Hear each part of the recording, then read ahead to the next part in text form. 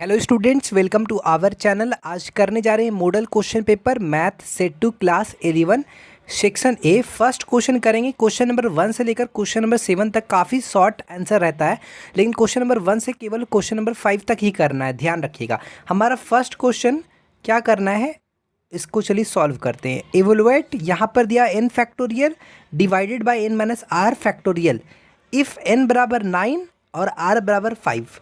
यहाँ पर n factorial by n minus r factorial, ये चीज़ गिवन है।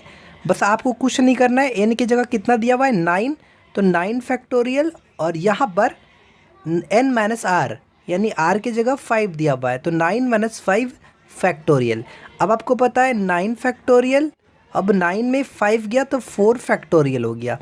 ध्यान रखना, अगर हम बात करें 3 फैक्टोरियल, इसका मतलब होता है 3 से 1 तक का प्रोडक्ट, 3 इंटू 2 इंटू 1। अगर हम बात कर रहे हैं 5 फैक्टोरियल, तो इसका मतलब होता है 5 से 1 तक का product, 5 into 4 into 3 into 2 into 1। समझे? उसी तरह अगर हम बात करें 9 फैक्टोरियल, तो इसका मतलब होता है 9 से 1 तक का product, 9 8 7 6 into 5 into 4 into 3 into 2 into 1। ठीक है, 9 से 1 तक का प्रोडक्ट। अगर हम बात करें 4 फैक्टोरियल, तो इसका मतलब होता है 4 से 1 तक का प्रोडक्ट, 3 इंटू 2 इंटू 1। अब यहाँ पर जो जो कैंसिल हो रहा है, तो यहाँ पर 4 इंटू 3 इंटू 2 इंटू 1 और ये 4 3 2 1, ये कैंसिल हो गया। क्या बचा? 9 इंटू 8 इंटू 7 इंटू 6 इंटू 5। इनका जो प्रोडक्ट होगा वही हमारा आंसर होगा। ठीक है, सॉल्व कर लीजिए, इसको मल्टीप्लाई करके देखिए। सॉल्व करने के बाद इसका आंसर हो जाएगा 15,120।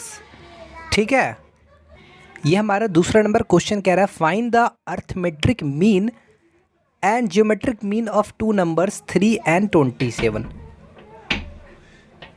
तो आपको यहाँ पर समझना पड़ेगा, मान लो कोई दो आपके पास नंबर्स है ए और बी। अगर इनका अर्थमेट्रिक मीन निकालना है यानी ए एम निकालना, तो क्या होता है, फॉर्मूला क्या करना है, इन दोनों का इन दोनों के लिए अर्थमेट्रिक मीन निकालना है तो कुछ नहीं करना है, ए प्लस बी इन दोनों को जोड़ देना और 2 से डिवाइड दे देना है। ये इन दोनों नंबर के लिए अर्थमेट्रिक मीन हो गया। अगर आपको जियोमेट्रिक मीन निकालना है तो कुछ करना नहीं है, इन दोनों का प्रोडक्ट में रूट चढ़ा देना है। ठीक है, तो यहाँ पर हमको अर्थमेट्रिक मीन और ज्योमेट्रिक मीन दोनों निकालना है। तो जो हमारा एम होगा वो क्या होगा, 3 प्लस 27 डिवाइडेड बाई 2, यानी हो जाएगा 27 28 29 30, 30 बाई 2। तो यहाँ पर इसका आंसर हो जाएगा 15 यानी 15। अब अगर ज्योमेट्रिक मीन की बारे में बात हो रही है तो हम क्या करेंगे, इन दोनों का प्रोडक्ट 3 इंटू 27 और इसमें कुछ नहीं करना है, रूट चढ़ा देना है। अब इसको सॉल्व करना है, तो 3 इंटू, इसको कैसे लिख सकते हैं, 3 इंटू 3 इंटू 3। अब इन दोनों में से एक निकालना है, इन दोनों में से एक निकल जाएगा, तो 3 इंटू 3। तो यहाँ इसका आंसर हो गया, यानी ज्योमेट्रिक मीन आपका 9 निकल गया और अर्थमेट्रिक मीन 15 निकल गया। ये हमारा थर्ड नंबर क्वेश्चन है find the slope of the line making inclination of 60 degree with the positive direction of x axis. यहाँ पर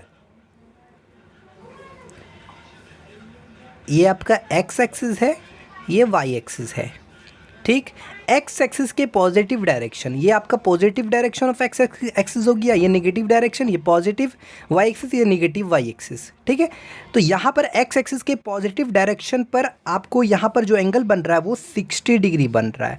तो आपको ये जो लाइन, ये जो एंगल जितना झुकाव है, ये जो लाइन है, इस लाइन का आपको स्लोप, मान लो ये लाइन L1 है तो इस लाइन का आपको स्लोप निकालना है। तो ध्यान रखना, आपको अगर स्लोप निकालना है, slope of a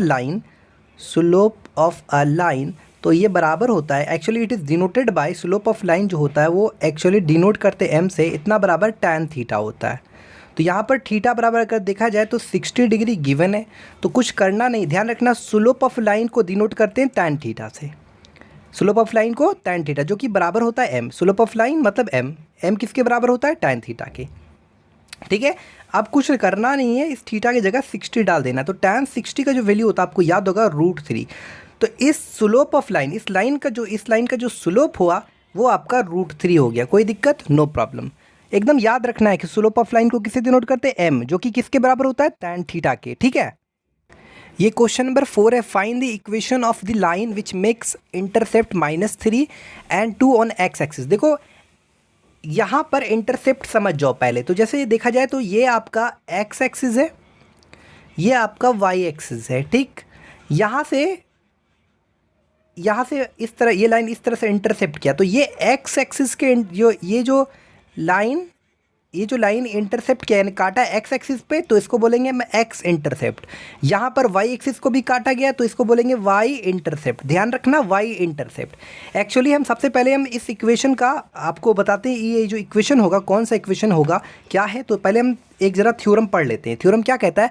prove that the equation of line making intercept a and b on the x axis and the y axis respectively. तो उस केस में जब आपको क्या होगा, लाइन इंटरसेप्ट कर रहा है, एक्स कौन सा इंटरसेप्ट हो रहा है, एक तो एक्स एक्सिस पर भी इंटरसेप्ट हो रहा है और वाई एक्सिस पर भी इंटरसेप्ट हो रहा है, तो उस केस में जो इक्वेशन बनेगा ये बनेगा।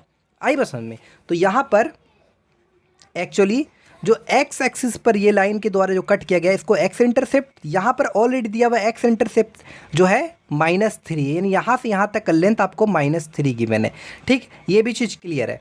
अच्छा, देखा जाए तो x बराबर आपका -3 और y बराबर, तो देखो जाए तो फिगर कुछ इस तरीके का बनेगा आपको, क्योंकि x बराबर -3 यानी नेगेटिव डायरेक्शन में, तो लाइन जो इस तरह से कट होगा, यहाँ से यहाँ आप मान सकते हैं -3 और आपका 2 ऑन दी वाई एक्सिस पे है, तो वाई इंटरसेप्ट कितना है आपका 2, ये आपका वाई इंटरसेप्ट है। तो यहाँ पर इसका इक्वेशन क्या होगा हमारा, तो याद रखिएगा यहाँ पर आपको दिया हुआ एक्स इंटरसेप्ट जो है, एक्स इंटरसेप्ट आपको कितना दिया हुआ -3 और वाई इंटरसेप्ट आपको दिया हुआ है कितना दिया हुआ है आपका 2 दिया। Equation of a line formula क्या होता है? इक्वेशन ऑफ अ लाइन, तो यहाँ पर फॉर्मूला होता है x by a plus y by b बराबर 1। तो ध्यान रखना है x, ये जो a है एक्चुअली x इंटरसेप्ट है, x इंटरसेप्ट का जो भी लेंथ है, तो x इंटरसेप्ट मतलब x एक्सिस को काटा हुआ लाइन, यही ना x एक्सिस है, x dash y dash, x axis यही ना है, इसी को ना काटा है। तो x के नीचे x इंटरसेप्ट लिखेंगे, x इंटरसेप्ट का लेंथ कितना है ऑलरेडी दिया -3, तो यहाँ पर -3 डालेंगे।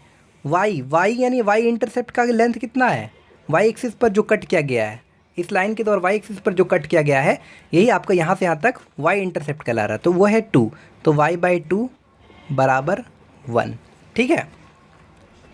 अब आप क्या करोगे, अब इस -3 को वहाँ भेजोगे, तो -x/3 प्लस y/2 बराबर 1। 3 और 2 कैल्शियम 6, 3 दूना 6 -2x प्लस 3y बराबर 1। तो यहाँ हो जाएगा -2x प्लस 3y बराबर 6। यहाँ से माइनस कॉमन लेंगे तो माइनस बाहर हो जाएगा, 2x माइनस 3y बराबर 6। इधर माइनस भेज देते हैं, तो यहाँ अगर हम आगे का स्टेप यहाँ लिख रहे हैं, 2x माइनस 3y माइनस 6 बराबर -6 हो जाएगा, ये माइनस इधर आ जाएगा, तो यहाँ हो जाएगा 2x माइनस 3y प्लस 6 बराबर 0। तो ये आपका इक्वेशन हो गया, कौन सा, 2x माइनस 3y प्लस 6, ठीक है, कोई दिक्कत, नो प्रॉब्लम। ये क्वेश्चन नंबर 5 है, क्या कह रहा है, find the equation of the parabola with vertex at 0 0 and focus दिया हुआ 3,0।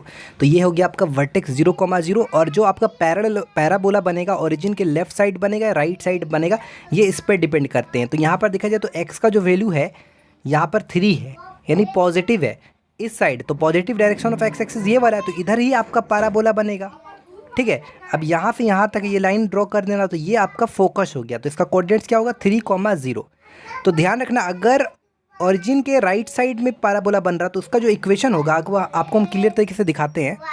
यहाँ पर एक चीज़ आप देखिएगा, अगर वर्टेक्स 0, 0 है और फोकस a, 0 है, तो उस केस में जो हमारा इक्वेशन होगा ये वाला, अगर फोकस -a, 0 तो ये होगा, यानी कि जो आपका पैराबोला बनेगा वो राइट साइड में बनेगा इस केस में लेफ्ट साइड में बनेगा, और अगर 0, a है तो उस केस में जो इक्वेशन होगा ये वाला और अपवर्ड बनेगा, ऊपर की ओर बनेगा पैराबोला का ग्राफ। अच्छा, अगर ये 0, -a है तो उस केस में इक्वेशन ये होगा और डाउनवर्ड की ओर बनेगा, तो ये याद रखिएगा। यहाँ पर देखा जाए तो a, 0 था फोकस, a, 0, गौर से देखो a की जगह कितना है, यहाँ पर 3 है, आई बस उनमें क्लियर है, कोई दिक्कत। तो इसलिए जो इक्वेशन होगा, इसलिए जो इसका इक्वेशन होगा वो क्या हो जाएगा, वाई स्क्वायर बराबर 4ax। आपको यहाँ पर बता दें ए क्या होता है, ये जो वर्टेक्स और ये जो फोकस इसका जो लेंथ है यहाँ से यहाँ तक का डिस्टेंस वही ए कहलाता है। तो आप कहीं ना कहीं इसको बोल सकते हैं एक्स का वैल्यू जो है वही ए है।